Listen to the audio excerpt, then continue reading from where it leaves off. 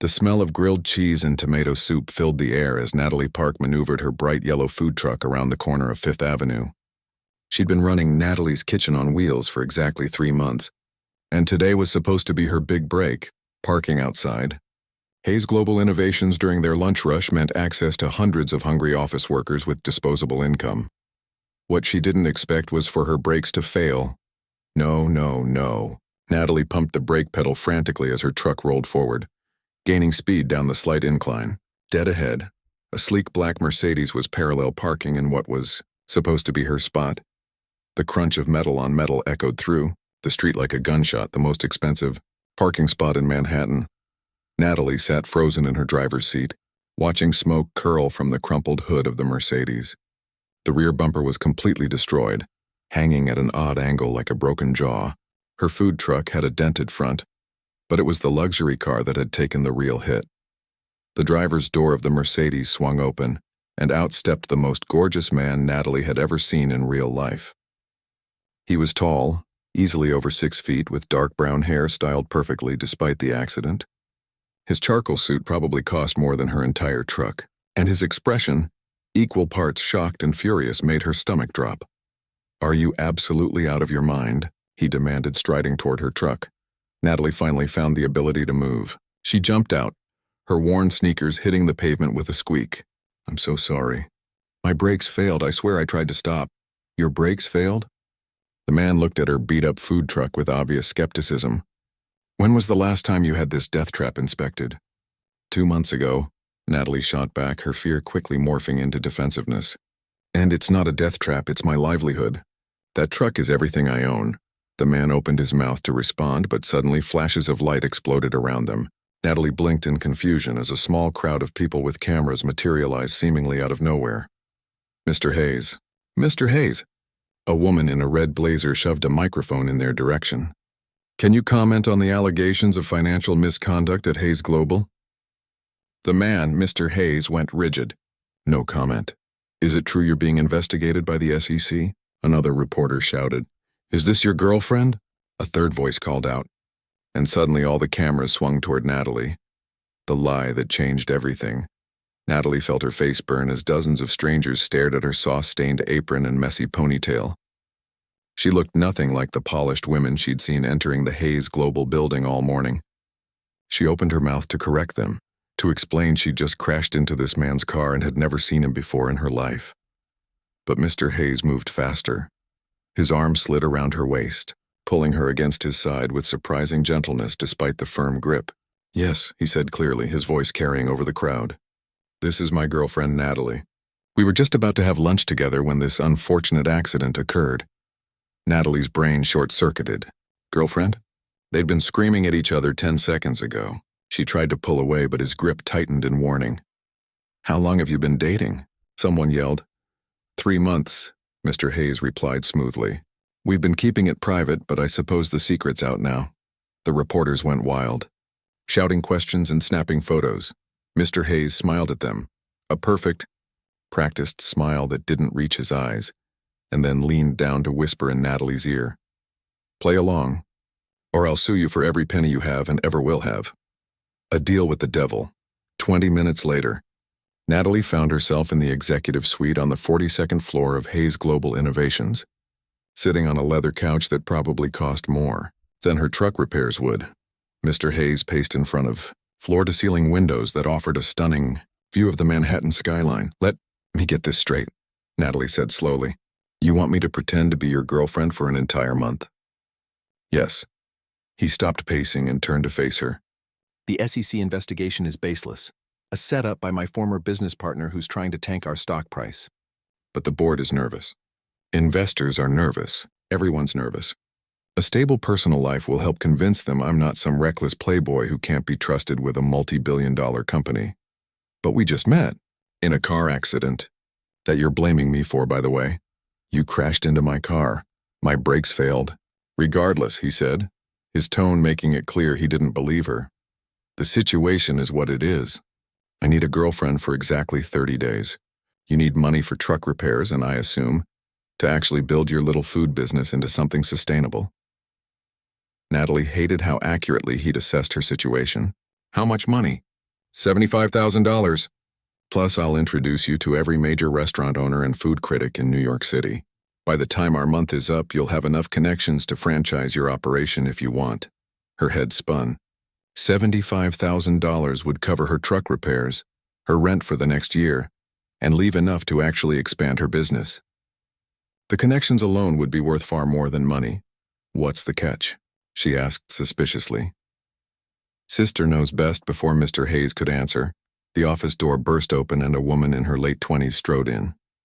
She had the same sharp features as Mr. Hayes, softened by feminine angles, and wore a designer pantsuit in emerald green.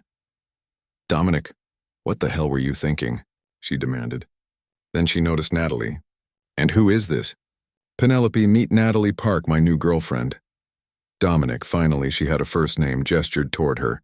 "Natalie, my sister Penelope. She's VP of Marketing." Penelope's eyes widened. Then she laughed, a sharp bark of disbelief. No way. "You didn't actually—" She looked between them. "You're serious? After the Jennifer debacle and the Sophia disaster, you're going with another fake relationship?" Natalie's stomach sank. Another fake relationship? Dominic shot his sister a warning glare. "Those were different, were they?" Penelope crossed her arms. "Because from where I'm standing, this looks exactly like your pattern. Pretty girl, convenient timing, zero actual emotional investment." "I'm sitting right here," Natalie pointed out. Penelope turned to her with something that might have been sympathy. "Honey, do yourself a favor and run. My brother is brilliant at business and terrible at relationships. He'll use you for whatever PR stunt he needs, pay you off, and forget your name by next quarter." "I won't forget her name," Dominic said irritably. "Can you even remember Jennifer's last name?" A pause. "Stewart." It was Stevens. Penelope shook her head. "Look, if you're going to do this insane thing again, at least let me help. Last time you dated someone, she showed up to the charity gala in a dress that cost more than her supposed teacher's salary." The press had a field day. Natalie stood up, her decision crystallizing. "I need to think about this alone, without either of you trying to convince me." Dominic checked his watch. "You have 2 hours. I need an answer before the evening news cycle." The catch revealed. 2 hours later, Natalie returned to Hayes Global with her answer. She found Dominic in a conference room surrounded by lawyers and PR people who all stopped talking when she entered. "Yes," she said. "I'll do it. 1 month, $75,000, and the restaurant connections you promised." Dominic nodded, dismissing everyone else from the room. When they were alone, he pulled out a contract that was already prepared. "There are rules." "Of course there are. First, we maintain the illusion at all times in public. Hand-holding, casual touches, the appearance of genuine affection." Natalie skimmed the contract. "What counts as public?" "Anywhere someone might see us or take a photo. Restaurants, events, even walking down the street."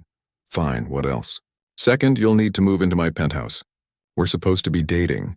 It would look suspicious if you're still living in your studio apartment in Queens." "Absolutely not." Dominic raised an eyebrow. "It's non-negotiable. You'll have your own room with a lock if that's your concern. But we need to sell the idea that we're together." Natalie chewed her lip.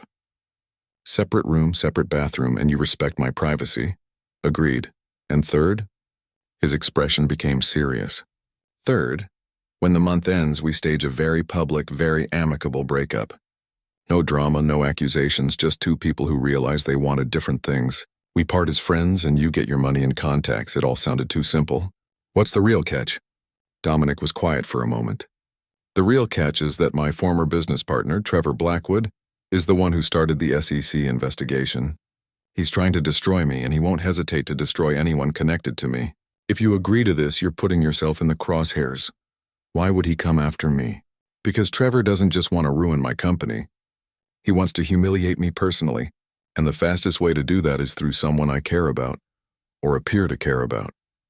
Natalie looked at the contract, then at Dominic's serious face. She thought about her struggling food truck, her maxed-out credit cards, her dream of opening a real restaurant. $75,000. Connections that could change her life. Where do I sign? Natalie stood in the marble lobby of Dominic's building, clutching a duffel bag that contained everything she owned worth keeping. The doorman, his name tag read Gerald, had looked at her worn bag with barely concealed disdain before directing her to the private elevator that went straight to the Penthouse. The elevator doors opened directly into Dominic's home, and Natalie's breath caught. Floor-to-ceiling windows offered a panoramic view of Central Park. The furniture looked like it belonged in a museum. Everything was white, silver, or glass, pristine and untouchable. "You're here." Penelope appeared from a hallway, holding a tablet and wearing workout clothes that probably cost more than Natalie's monthly rent. "Good. We have 4 hours before the welcome-home dinner party." "What dinner party?" Natalie dropped her bag. "The one where Dominic introduces his new girlfriend to his inner circle." Penelope scrolled through her tablet. 20 guests, including 3 board members, 2 major investors, and unfortunately, Trevor Blackwood. "The guy who's trying to destroy your brother is coming to dinner?" "Keep your enemies closer and all that." Penelope gestured toward the hallway. "Your room is the second door on the left. Bathroom attached. I took the liberty of having some appropriate clothing delivered. Nothing too flashy. We want you to look like someone Dominic would actually date, not someone he hired." Natalie bristled at the implication but followed Penelope down the hall. Her new room was bigger than her entire apartment, with a king-sized bed, a sitting area, and that attached bathroom Penelope had mentioned. Hanging in the closet were at least 30 outfits, all in her size. "How did you know my measurements?" Natalie asked suspiciously. "I'm good at my job." Penelope pulled out a navy blue dress. "This one for tonight. Conservative but expensive. Hair down, minimal jewelry, natural makeup. You're the girl next door who somehow captured the heart of Manhattan's most eligible bachelor." Dinner with the enemy, 4 hours later. Natalie descended the penthouse's floating staircase in the navy dress, her hair falling in soft waves around her shoulders. Dominic waited at the bottom, stunning in a black suit. His eyes widened slightly when he saw her. "You look beautiful," he said, and something in his voice made her think he actually meant it. "You look surprised," Natalie replied. "I am." Pleasantly. He offered his arm. "Ready to meet the wolves?" The dining room was already filled with guests holding champagne flutes and making polite conversation. Natalie recognized several faces from business magazines and social media. These were the people who shaped New York's economy, who decided which companies succeeded and which failed. And then she saw Trevor Blackwood. He was handsome in a cold, calculated way, blonde hair slicked back, ice blue eyes that seemed to assess and dismiss everything they landed on. When he spotted Natalie on Dominic's arm, his lips curved into a smile that had no warmth in it.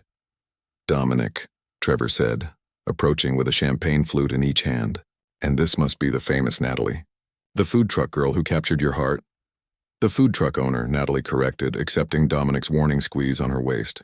"I run my own business." "How charming." Trevor's tone suggested it was anything but. "Tell me, Natalie, how does someone who sells grilled cheese from a truck end up dating a billionaire?" "It's quite the fairy tale. We met through a mutual appreciation for good food," Dominic interjected smoothly. "Natalie's culinary skills are exceptional." "I'm sure they are." Trevor's eyes glittered with malice. "Though I have to wonder about the timing. Right when the SEC investigation becomes public, suddenly you have a wholesome girlfriend to parade around. It's almost too convenient." Natalie felt her temper flare.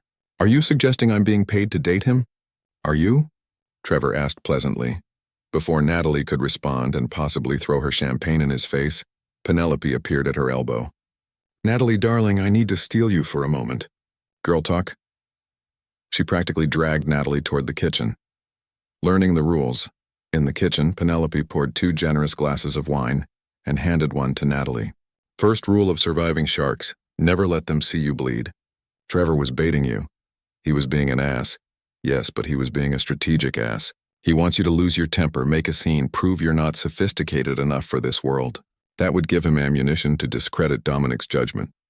Natalie took a long drink of wine. "I hate this. All these people with their fake smiles and hidden agendas. Welcome to high society." Penelope clinked her glass against Natalie's. "But here's the thing, you have something they don't. A food truck and crippling student debt? Authenticity." Penelope's expression turned serious. "Everyone out there is performing a role. They've been doing it so long they've forgotten who they actually are. But you're real, and people respond to that even if they don't realize why. That's probably why Dominic picked you. He picked me because I crashed into his car." He picked you because when those cameras showed up, you didn't try to be someone you're not. You were just you. Messy hair, stained apron and all. That kind of genuine reaction can't be faked. Penelope paused. Just be careful. My brother has a tendency to confuse business arrangements with real emotions, and I'd hate to see you get hurt when this ends. It's not going to end badly. We both know what this is, do you? Penelope's question hung in the air as they returned to the party. Midnight confessions. The dinner party finally ended at midnight. Natalie kicked off her heels the moment the last guest left, groaning with relief as her feet hit the cool marble floor. Survived your first night, Dominic said, loosening his tie. He'd shed his jacket somewhere around hour 3, and his rolled-up sleeves revealed surprisingly muscular forearms. Barely. Trevor Blackwood is a nightmare. He's worse than a nightmare. He's dangerous. Dominic poured 2 glasses of scotch and handed her one. I should have warned you more thoroughly about him. Natalie accepted the glass, sinking onto the white couch. Penelope told me he's trying to destroy you, but she didn't say why. Dominic sat beside her, close enough that she could smell his cologne, something woodsy and expensive. Trevor and I started Hayes Global together 10 years ago. We were best friends, business partners, brothers, and everything but blood. Then I discovered he was embezzling from the company. Millions of dollars funneled into offshore accounts. What did you do? I gave him a choice. Return the money and leave quietly, or I'd press charges and he'd go to prison. He chose to leave, but he swore he'd destroy me for exposing him. The SEC investigation is just his latest attempt. Is there actual evidence of wrongdoing? No, because there is no wrongdoing. But Trevor's good at making smoke where there's no fire. He's planted false documents, paid off witnesses, created a paper trail that looks damning, even though it's completely fabricated. Natalie studied Dominic's face in the dim lighting. Without his corporate armor, he looked tired and worried. Human in a way he hadn't during the party. Why not just expose him? Tell everyone what he did? Because I can't prove it. He covered his tracks too well. The only people who know the truth are me, Penelope, and Trevor himself. And Trevor's spent the last 5 years rebuilding his reputation as a legitimate businessman. If I make accusations without proof, I look like the vindictive ex-partner trying to drag him down. That's awful. That's business. Dominic took a long drink of scotch. This fake relationship is buying me time to find evidence of Trevor's current schemes. He's too arrogant to stay clean forever. Eventually he'll slip up, and when he does, I'll be ready. They sat in comfortable silence for a moment. Then Natalie asked, Why did you really choose me? And don't say it's because of the accident. You could have handled that without the fake girlfriend story. Dominic turned to look at her, his dark eyes searching her face. Because when those cameras appeared, you looked terrified, but you stood your ground. You didn't try to use the situation for personal gain. You were just genuinely confused and a little angry at me for blaming you. That kind of honesty is rare in my world. That's it? Because I was honest? That's everything. He set down his glass. Every woman I've dated, real or fake, has had an agenda. They want my money, my connections, my status, but you wanted to get away from me as fast as possible. Do you know how refreshing that is? Natalie felt heat rise in her cheeks. I still want your money. Let's not pretend I'm some saint. I'm doing this for $75,000. At least you're honest about it. Dominic's smile was genuine this time. That's more than I can say for most people. The morning after. Natalie woke to the smell of coffee and bacon. She stumbled out of her room in pajama pants and an oversized t-shirt, following the delicious scent to the kitchen where Dominic stood at the stove, cooking breakfast. You cook? She asked, surprised. I have many hidden talents. He flipped a pancake expertly. Hungry? Starving. Natalie climbed onto a bar stool. This is weird, right? Yesterday I was sleeping in Queens and today I'm having breakfast with a billionaire in his penthouse. It's definitely unconventional. Dominic plated the pancakes and bacon, setting them in front of her along with fresh coffee. But for what it's worth, I'm glad you're here. The penthouse feels less empty with another person in it. Before Natalie could respond, Dominic's phone buzzed. He glanced at the screen and his expression darkened. What is it? He turned the phone so she could see. It was a gossip website with a headline that made her stomach drop. Hayes Global CEO's food truck romance, true love or desperate PR stunt. The article featured photos from last night's dinner party, including several of Trevor Blackwood looking smug. But the worst part was the quoted anonymous source claiming the relationship was fake and Natalie was being paid to date Dominic. Trevor, Dominic said grimly. He's escalating faster than I expected. What do we do? Dominic's jaw set in determination. We fight back. And I have an idea, but you're not going to like it. The charity gala gambit 3 days later. Natalie found herself at the annual Hayes Global Charity Gala, wearing a silver gown that cost more than her food truck and feeling like an imposter among New York's elite. Dominic's hand rested possessively on her lower back as they navigated through the crowd of donors and socialites. Remember the plan? He murmured in her ear. We show everyone how happy we are. Genuine smiles, natural conversation, the perfect couple. And what about Trevor? Trevor will be here. That's what I'm counting on. As if summoned by his name, Trevor Blackwood appeared with a beautiful woman on his arm. Tall, blonde, and wearing enough diamonds to finance a small country. Dominic, Natalie, Trevor greeted them with false warmth. You both look lovely tonight. I don't believe you've met my date, Cassandra Wells. She's a model and philanthropist. Cassandra extended a perfectly manicured hand. It's so nice to meet the woman who's captured Dominic's heart. I've been dying to know.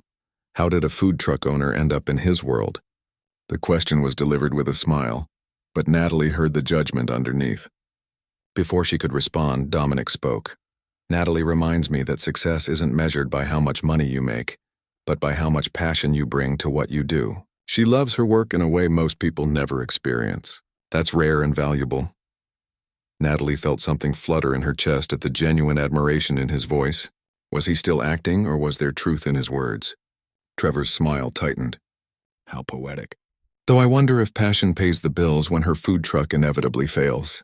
Most small businesses do, you know. Actually, Natalie said, finding her voice, small businesses fail because they lack proper support and resources, which is why Dominic and I are partnering to create a small business mentorship program through Hayes Global. We'll provide funding and guidance to entrepreneurs who have great ideas but limited capital. This was news to Dominic. They'd never discussed any such program, but he didn't miss a beat. Natalie's idea, actually. She convinced me that Hayes Global should invest in people, not just products. Trevor's expression darkened. This wasn't the response he'd expected. How generous. I'm sure the board will have thoughts about using company resources for charity. The board already approved it. Dominic lied smoothly. Unanimous vote. Seems they appreciate leadership that thinks beyond quarterly profits. Before Trevor could respond, Penelope appeared in a stunning red gown. Sorry to interrupt, but Dominic, you're needed for the keynote speech. Natalie, come with me. There's someone I want you to meet. As Penelope led her away, Natalie whispered, There's no mentorship program, is there? Not yet. But there will be by Monday morning. That was brilliant, by the way. You gave Dominic exactly the ammunition he needed to show the board he's thinking long-term. Penelope grinned. I knew I liked you. The private moment. After the gala, back in the penthouse, Natalie found Dominic on the terrace, staring out at the glittering Manhattan skyline. He'd removed his bow tie and jacket, looking more relaxed than she'd seen him all night. You were incredible tonight, he said as she joined him. That mentorship program idea was genius. Trevor had no response. I made it up on the spot. I panicked. Well, panic looks good on you. Dominic turned to face her. I meant what I said, you know, about you being passionate about your work. It's inspiring. Inspiring enough to actually fund a mentorship program? Already done. I emailed my assistant during the drive home. We're launching it next quarter. Natalie stared at him. You're serious? Completely. You were right. Hayes Global should invest in people. I'd lost sight of that somewhere along the way. You reminded me. He stepped closer and suddenly the terrace felt very small. You remind me of a lot of things I'd forgotten. Like what? Natalie's voice came out breathier than she intended. Like how success means nothing if you're not enjoying the journey. Like how honesty is more valuable than polish. Like how... He paused, his eyes searching her face. Like how it feels to actually connect with someone instead of just performing for them. Natalie's heart raced. This felt different from their public displays of affection. This felt real. Dominic, we should be careful. This arrangement has an expiration date. I know. But he didn't step back. Doesn't mean we can't enjoy it while it lasts. That's a dangerous game. Maybe. His hand came up to cup her cheek, his thumb brushing across her cheekbone. But I'm starting to think you're worth the risk. He leaned in slowly, giving her time to pull away. Natalie knew she should stop this, should remind him about their contract and boundaries. Instead, she closed the distance between them. The kiss started soft, tentative, a question. Then Dominic's other hand slid into her hair and the kiss deepened, becoming something urgent and real and completely unscripted. Natalie's hands found his chest, feeling his heart racing as fast as hers. When they finally broke apart, both breathing hard, Dominic rested his forehead against hers. "That wasn't for the cameras," he whispered, "I know." "So what do we do now?" Natalie stepped back, needing space to think clearly. "We stick to the plan. 1 month public appearances, amicable breakup." We agreed. "And if I don't want that anymore? Then you'll have to convince me it's worth breaking the rules." She turned to go back inside, then paused. "But Dominic?" "You'd better be sure, because I don't do halfway. If we're doing this for real, I need all of you, not just the parts you show the public." She left him on the terrace, her heart pounding and her mind racing. Everything was getting complicated in ways she hadn't anticipated. The fake relationship was starting to feel dangerously real, and Natalie had no idea how to stop it, or if she even wanted to. Natalie woke to her phone buzzing incessantly. Bleary-eyed, she checked the screen and her stomach dropped. 17 missed calls from Dominic, 12 from Penelope, and dozens of text messages all saying the same thing. Turn on the news. She grabbed the remote and flipped to a business channel. Her own face stared back at her from the screen beside a damning headline. Hayes Global CEO caught in fake relationship scheme. Food truck owner paid $75,000 to play girlfriend. "No," Natalie whispered. "No, no, no." The reporter's voice droned on, describing details that only someone with inside information could know. The exact amount of money promised. The timeline of 1 month. Even quotes from the contract she'd signed. Trevor had exposed them. Her door burst open and Dominic strode in, still wearing yesterday's clothes, his hair disheveled and eyes wild. "Natalie, I'm so sorry. I don't know how he got the information, but he did." Natalie felt numb. "My face is on every news channel in New York. Everyone knows I was paid to date you. We'll fix this. I'll have my lawyers—" "Fix what? The truth?" Natalie's voice rose. "Because that's what this is, Dominic. The truth. I was paid to be your fake girlfriend. There's no spinning that." Penelope appeared in the doorway. "It gets worse. The board called an emergency meeting for this afternoon. They're talking about a vote of no confidence." Dominic's face went pale. "They can't, not without cause." "This is cause," Penelope said grimly. "You lied to them about your relationship status while asking them to trust your judgment on billion-dollar decisions. They feel betrayed." Trevor's ultimatum an hour later. Natalie sat in Hayes Global's conference room, surrounded by lawyers and PR consultants, all debating damage control strategies. Through the glass wall, she could see employees whispering and pointing at her. Her phone hadn't stopped buzzing with calls from reporters and angry messages from people she'd thought were friends. An assistant knocked and entered, looking nervous. "Mr. Hayes, Trevor Blackwood is here to see you." "He says it's urgent." Dominic's jaw clenched. "Send him in." Trevor entered looking immaculate and victorious. He carried a leather folder that he placed on the conference table with deliberate care. "I'll make this simple," Trevor said without preamble. "In this folder is evidence that Hayes Global has been engaged in stock manipulation and insider trading. It's fabricated, of course, but it's very convincing fabricated evidence. If it reaches the SEC, you won't just lose your position, you'll face criminal charges." "You son of a—" Dominic started forward, but Penelope grabbed his arm. Trevor smiled coldly. "However, I'm willing to make it all disappear. The fake relationship scandal, the SEC investigation, all of it. In exchange for one simple thing." "What?" Dominic bit out. "You resign as CEO and transfer your controlling shares to me. You walk away from Hayes Global completely and permanently." Trevor glanced at Natalie. "And your little girlfriend here publicly apologizes for participating in the deception, confirming that you paid her to lie about your relationship." "Absolutely not," Dominic said immediately. "Think carefully," Trevor warned. "If you refuse, I release this evidence. You'll be arrested within 48 hours. Is your pride worth prison?" "It's not about pride." "I'll do it," Natalie interrupted. Everyone turned to stare at her. "I'll make the public apology," Natalie continued, standing up. "I'll tell everyone that Dominic paid me, that I was a willing participant in the deception. I'll take full responsibility. Natalie, no, Dominic started. But, Natalie continued, focusing on Trevor. You have to drop everything against Dominic. The fake evidence, the SEC investigation, all of it. And you have to do it in writing, signed by your lawyers. Trevor studied her with new interest. And why would you do that? He's not paying you anymore. This relationship is over. Because, Natalie said clearly, unlike you, I actually care about more than money and revenge. Dominic built this company to help people. The 12,000 employees who depend on Hayes Global for their livelihoods don't deserve to lose their jobs because of your vendetta. How noble. Trevor's tone was mocking. But I don't need your permission. I'm giving Dominic the ultimatum, not you. Then you don't know your enemy as well as you think. Natalie pulled out her phone. Because while you've been monologuing, I've been recording this entire conversation, including the part where you admitted the evidence against Dominic is fabricated. The color drained from Trevor's face. That's illegal.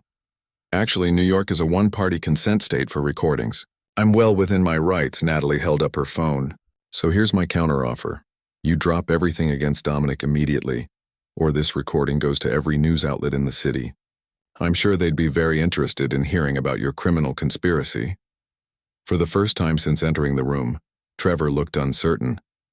You're bluffing. Try me. Natalie's hand didn't shake. I've already lost everything, my reputation, my privacy, probably my business. I've got nothing left to lose, but you've spent years rebuilding your image. How long do you think that lasts when everyone hears you admit to fabricating evidence and blackmail? The room was silent as Trevor calculated his options. Finally, he grabbed the folder and stood abruptly. This isn't over. Yes, it is, Dominic said, finding his voice. Because if you come after me or Hayes Global or Natalie again, that recording becomes public. You're done, Trevor. Accept it. Trevor's face twisted with rage, but he left without another word. The moment the door closed, Dominic turned to Natalie. That was incredibly stupid and incredibly brave. I learned from the best, Natalie said, then her legs gave out. Dominic caught her, holding her steady as the adrenaline wore off and the reality of what she'd done hit her.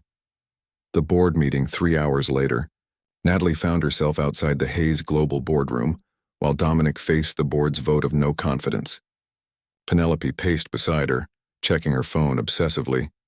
He'll be fine, Penelope muttered, though she sounded like she was trying to convince herself. The board respects him. They know he's a good CEO. But he lied to them, Natalie said quietly, about something personal and fundamental. Why would they trust him now? The boardroom doors opened and the assistant gestured for them to enter. Natalie's heart pounded as she followed Penelope inside. The board members sat around an enormous table, 12 powerful men and women who controlled the fate of thousands of employees. Dominic stood at the head of the table, looking exhausted but composed. Miss Park, the board chair, a silver-haired woman named Victoria Grant, addressed her directly. Mr. Hayes has explained the situation. We'd like to hear your perspective. Natalie swallowed hard. My perspective? Yes, why did you agree to this arrangement? And more importantly, do you believe Dominic Hayes is fit to lead this company? Every eye in the room fixed on Natalie. This was it. The moment that would determine Dominic's future. She could stick to the script, play it safe, say what they wanted to hear, or she could tell the truth. I agreed to the fake relationship because I needed money, Natalie said bluntly. My food truck business was failing and $75,000 seemed like a fortune. I didn't think about the consequences or the ethics. I just saw an opportunity and I took it. Several board members frowned. This wasn't what they'd expected.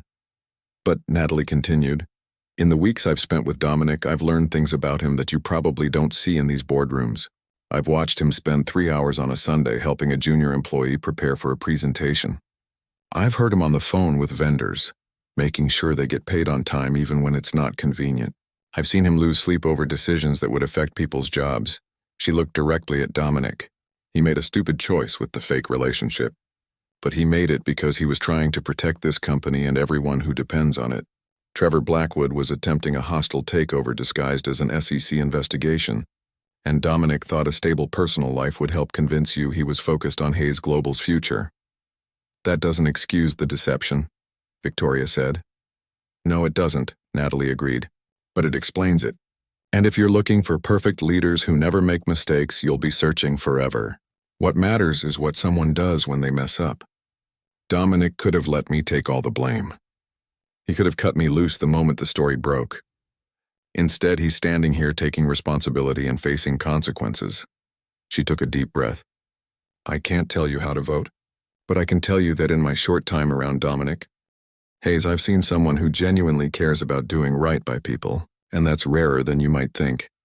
The board was silent for a long moment. Then Victoria spoke. Thank you, Miss Park. We'll deliberate and announce our decision shortly. Both of you may wait outside. Truth and consequences in the hallway. Dominic leaned against the wall and closed his eyes. Thank you for what you said in there. I just told the truth. The truth that I'm a stupid, flawed human who makes bad decisions. The truth that you're a good man who made one bad decision for the right reasons. Natalie stood beside him. There's a difference. Before Dominic could respond, Penelope ran down the hallway, her phone in hand. You need to see this. She pulled up a video that was going viral on social media. It showed Natalie at the charity gala, talking to a group of young entrepreneurs about the importance of following your passion. Someone had filmed it without her knowledge, and the comments were overwhelmingly positive. Look at the hashtags, Penelope said. Team Natalie, real not fake, honest love. People are rallying behind you. They think the relationship might have started as fake, but they believe it became real. Natalie felt her cheeks heat as she remembered the kiss on the terrace. Did it? She asked Dominic quietly. Before he could answer, the boardroom doors opened. Victoria beckoned them back inside. We've reached a decision, Victoria announced. After careful consideration and extensive discussion, the board has voted 7-5 in favor of maintaining confidence in Dominic Hayes as CEO. Relief flooded through Natalie so intensely she felt dizzy. However, Victoria continued, there are conditions.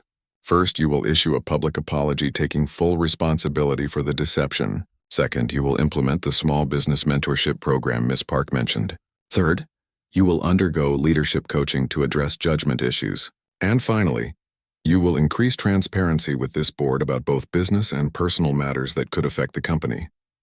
I accept all conditions, Dominic said immediately. Good. Victoria's stern expression softened slightly. For what it's worth, Mr. Hayes, we appreciate your dedication to this company. Don't make us regret giving you another chance. New beginnings that evening. Natalie stood on Dominic's terrace again, watching the sunset paint Manhattan in shades of gold and amber.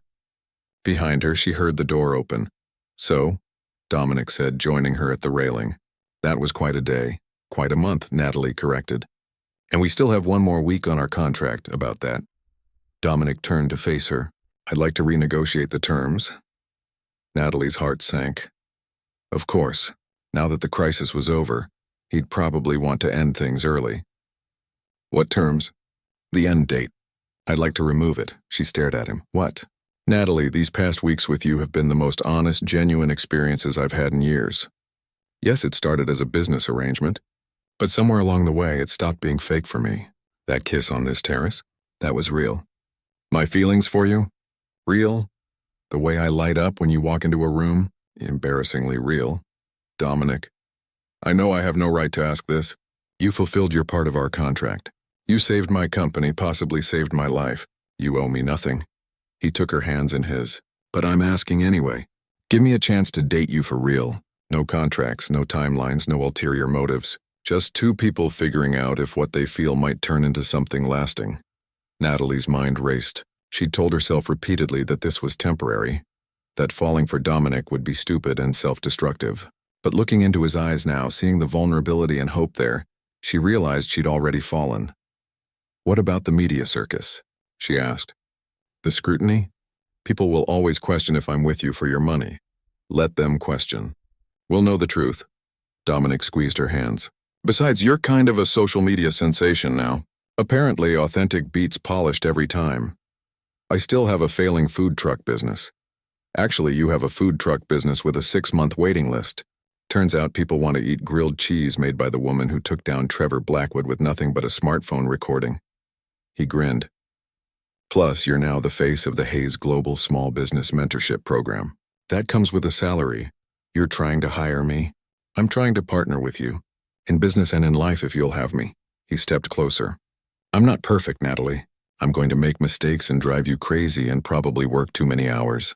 But I promise to always be honest with you. No more schemes or fake relationships or carefully calculated moves. Just me hoping that's enough. Natalie pretended to consider it even though her answer had been yes from the moment he started talking. I have conditions. Name them. First, I keep my own apartment. We take this slow. Agreed. Second, you teach me everything about running a real business. Not just mentorship program stuff. Actual business skills. Done. What else? Third, Natalie said, stepping into his arms, you kiss me right now and make it even better than last time. Dominic smiled. That genuine smile that transformed his entire face. That's a condition I'm happy to fulfill. He kissed her as the sun set over Manhattan, and this time there were no cameras, no audience, no ulterior motives, just two people who'd started with a lie and somehow found their way to something true. 6 months later, Natalie flipped the open sign on the door of her new restaurant. Park Street Kitchen. The space was small but perfect. Exposed brick walls, an open kitchen where diners could watch her cook, and a menu that featured elevated versions of comfort food classics.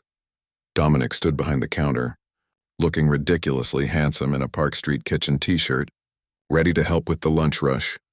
Ready for your first day as a line cook? Natalie teased. I'm terrified, he admitted. What if I burn something? Then we'll serve it to Penelope. She likes everything well done anyway. The door chimed and customers began filtering in. A mix of food critics, loyal food truck fans, and curious tourists who'd read about the restaurant online. Natalie felt a flutter of nerves, but then Dominic's hand found hers and squeezed. You've got this, he said. You've always had this. As the lunch rush began, Natalie moved through her kitchen with practiced ease, calling out orders and creating dishes that made people close their eyes in appreciation. Dominic worked beside her, taking orders and somehow charming everyone despite his obvious inexperience. During a brief lull, Penelope appeared with a bottle of champagne. For luck, she announced, though you clearly don't need it. The critics are already raving. It's been 2 hours, Natalie laughed. 2 hours of perfection. Penelope popped the champagne cork. To new beginnings and relationships that start fake but end up realer than anything else. They toasted, and Natalie looked around her restaurant, at the life she'd built from nothing, at the people who'd become her chosen family, at the man who'd started as a convenient arrangement and become her partner in every sense of the word. Thank you, she said to Dominic. For what? For crashing into my life, literally. He laughed and pulled her close despite the kitchen chaos around them. Best accident I ever had.